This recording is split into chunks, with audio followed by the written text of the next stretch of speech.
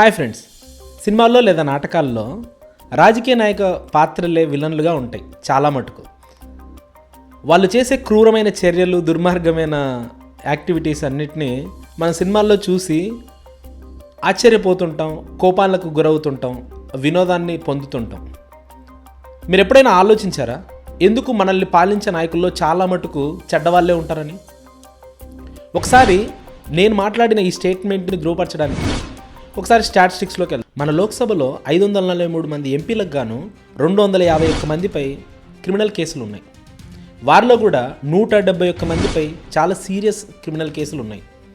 అవి కూడా రేప్ కేసులు, మర్డర్ కేసులు, కిడ్నాపింగ్ కేసులు, ఇలాంటి దుర్మార్గమైన చర్యలలో వాళ్ళు నిందితులుగా ఉన్నారు. అయితే వీరిలో 27 మంది దోషులని చెప్పి కోర్టు తీర్పు కూడా ఇచ్చింది. ఎందుకు చెడ్డవాళ్ళే ఎక్కువగా రాజకీయాలలో రాణిస్తున్నారు? ఈ టాపిక్ గురించి మనం పాయింట్ బై పాయింట్ మాట్లాడుకుందాం. మొదటిది అధికార వ్యామోహం.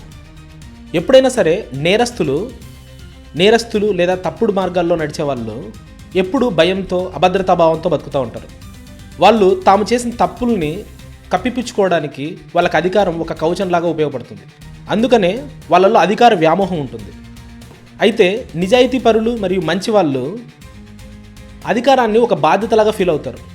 అందుకనే చాలా వరకు మంచి వాళ్ళలో అధికార వ్యామోహము, ఫేమ్ కోసం, పరువు కోసం పాకులాట మనం తక్కువగా చూస్తుంటాం. ఈ కారణం వల్లనే నేరస్తులకు రాజకీయం అనే కెరియర్ ఒక రెడ్ కార్పెట్గా మారింది. రెండో విషయం, దేశంలో ఆర్థిక సంక్షోభం మరియు యుద్ధ వాతావరణం తలెత్తినప్పుడు. ఎందుకంటే అలాంటి సమయాల్లో ప్రజలు చాలా భయంతో ఉంటారు. వాళ్ళకు మంచితనం, నిదానత్వం కన్నా వాళ్ళను ఉత్సాహపరిచి వాళ్ళ భయాన్ని పోగొట్టే అబద్ధాన్ని వాళ్ళు నమ్ముతారు. మనం చరిత్రలోకి వెళ్ళి చూస్తే మనకు కనిపించే ఎంతోమంది నాయకులు అలాంటి వాళ్ళే. ఉదాహరణకు హిట్లర్, స్టాలిన్. హిట్లర్ తన జాత్యహంకార చర్యలతో ఎంతోమంది యూదులను పొట్టన పెట్టుకున్నాడు. రెండవ ప్రపంచ యుద్ధానికి కారణమైనాడు. కొన్ని కోట్ల మంది చావులకు బాధ్యుడైనాడు. అయినా సరే జర్మన్ ప్రజలు అతని వెంటనే నిలబడ్డారు. అతడు చెడ్డ నాయకుడైనప్పటికీ కొన్ని లక్షల మంది అతన్ని నాయకుడిగా ఒప్పుకున్నారు.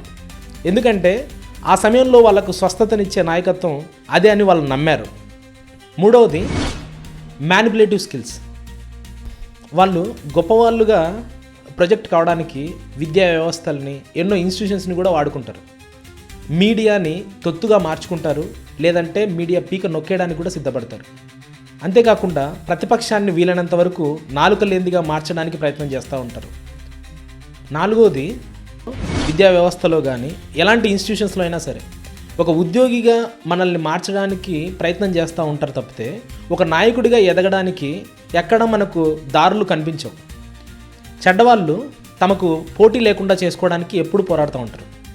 రాజకీయాలు అనేటివి విద్యార్థులకు సంబంధించిన విషయాలు కాదని పదే పదే మనకు సినిమాల్లో పెద్దవాళ్ళు కానీ చెప్పడం మనం వింటూ ఉంటాం. ఎందుకంటే రాజకీయాల్ని తమ వారసత్వానికి పంచిపెట్టడానికే వాళ్ళు వీలైనంత వరకు ఇష్టపడతారు. రాజకీయాలంటే డబ్బుతో కూడిన వ్యవహారం, అధికారము, సపోర్ట్ లేకుండా రాజకీయాల్లో ఎదగలేమనే ఒక విధానాన్ని ఎప్పటి నుంచో మన మెదళ్ళలోకి ఎక్కించడం కూడా అందుకొక కారణం. వాళ్ళ అహంకారాన్ని ప్రజలు కాన్ఫిడెన్స్గా నమ్ముతారు, కాన్ఫిడెన్స్గా అనుకుంటారు. అందుకనే మనం రాజకీయాల్లో చాలా తక్కువ మందిని మంచి వాళ్ళని చూస్తూ ఉంటాం.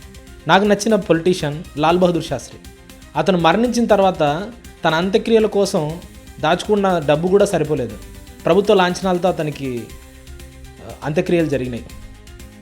అలాంటి రాజకీయ నాయకుల్ని మనం కనీసం ఇప్పుడున్న రాజకీయాల్లో కనీసం ఊహించగలుగుతామా?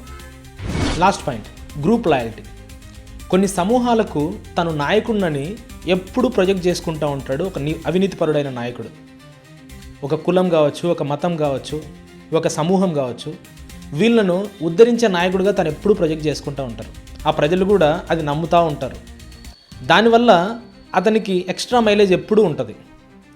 అతను చేసే దుర్మార్గమైన చర్యలు కళ్ళ ముందర కనిపిస్తూ ఉన్నా సరే తమని మోసే నాయకుడు తనని నమ్మడం వల్ల అతను చేసే తప్పుడు కార్యక్రమాలని ప్రజలు ఇగ్నోర్ చేస్తూ ఉంటారు.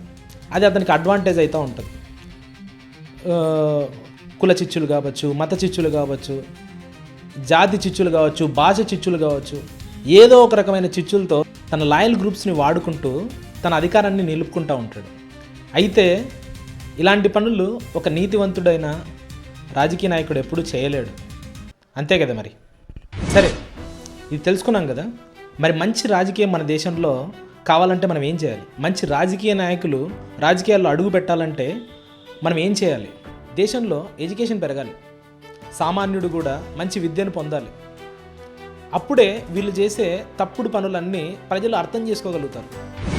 చదువుకోవడం అంటే ర్యాంకులు మార్కులు తెచ్చుకోవడం కాదు, విచక్షణతో ఏది మంచి ఏది చెడు అని తెలుసుకోగలిగే జ్ఞానం. అప్పుడే మనం కులమనో మతమనో ఏదో ఒక గాడికి కట్టేయకుండా స్వేచ్ఛగా విషయాన్ని పరీక్షించి చూడగలిగే పరిస్థితుల్లో మనం మారుతాం. ఇలాంటి దుర్మార్గమైన పరిస్థితులు ఉన్నప్పటికీ మంచి వాళ్ళు మళ్ళీ రాజకీయాల్లోకి రావాలి, ఇలాంటి వాళ్ళని ఎదుర్కోవాలి. ఎప్పుడు కూడా సమాజంలో కౌంటర్ వాయిస్ అనేది ఎప్పుడు కూడా పుడతానే ఉండాలి. కౌంటర్ వాయిస్ ఎప్పుడు చిన్నగానే ఉంటుంది, కానీ అదే పెద్ద మార్పుని తీసుకొస్తుంది. చివరిగా నేను చెప్పదలుచుకుంది ఏంటంటే, విద్య అనేది చాలా ముఖ్యం. మన దేశాన్నైనా సరే ప్రపంచాన్నైనా సరే మార్చుకోవాలంటే. Thank you. ఇలాంటి మంచి మంచి వీడియోలను మీరు చూడాలనుకుంటే ద బాంబ్ సేపియన్ ఛానల్ని సబ్స్క్రైబ్ చేయండి, లైక్ చేయండి, షేర్ చేయండి. మరింతమంది ఇలాంటి వీడియోలను చూసేలా చేయండి. Thank you.